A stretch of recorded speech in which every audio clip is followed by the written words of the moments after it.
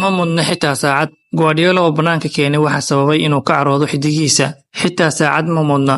Pep Guardiola oo sheegay in xidigaha iyo tababarayaashiisa aysan u qalmin wax abaalmarina xilli ciyaareedkan. Tababaraha Manchester City Pep Guardiola ayaa si cad u sheegay in xidigaha kooxdiisa iyo shaqaalaha tababarka aysan u qalmin wax bonus ah kadib xilli ciyaareed niyad leh oo ay qaateen. Kooxda difaacanaysa horyaalka Premier League ee Manchester City oo sanadihii dambe si weyn ugu gacan sareysay kubadda cagta Ingiriiska ayaa xilli ciyaareedkan la kulantay hoos u dhac weyn. Waxay ku guuldareysteen inay si joogto ah ugu tartamaan hanashada horyaalka halka Champions League laga reebay xilli hore, taasoo sare u qaaday su'aalaha laga keenayo mustaqbalka kooxda. Xitaa xidigaha muhiimka ah sida Kevin De Bruyne ayaa lala xiriirinayaa inay ka tagaan kooxda.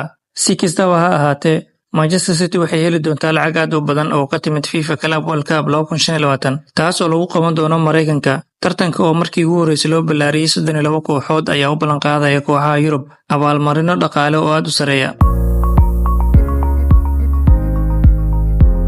City oo ku guuleysatay Champions League sanadkii 2023 waxay si toos ah ugu soo baxday tartanka iyagoo la mid ah kooxaha waaweyn sida Chelsea, Real Madrid iyo Bayern Munich. FIFA ayaa xaqiijisay in City ay heli doonto ugu yaraan 20 milyan oo pound kaliya ka qaybgalka tartanka, halka kooxda ku guuleysatay ay jeebka gashan doonto lacag gaaraysa 97 milyan oo pound.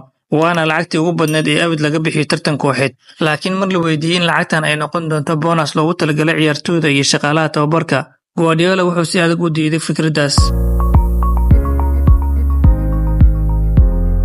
xilli ciyaareedkan ma mudnin wax abaalmarin ah ayuu yiri Guardiola.